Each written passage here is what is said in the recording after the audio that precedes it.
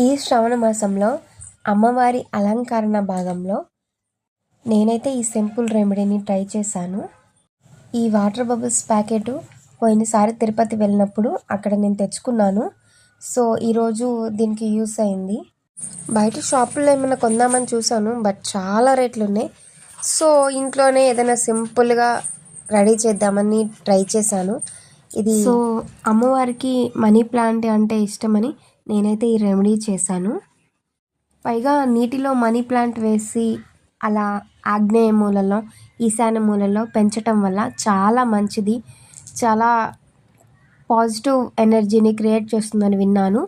So అందుకని ఇలా try చేశాను అనమాట. ఇంకా అరటి చెట్లు నాకైతే ఎక్కడ కనిపించలేదు. సో సరే కదా అని దీంతో ట్రై. మనీ ప్లాంట్లో నేనైతే 1 రూపీ కాయిన్ వేస్తాను, ఎందుకంటే అది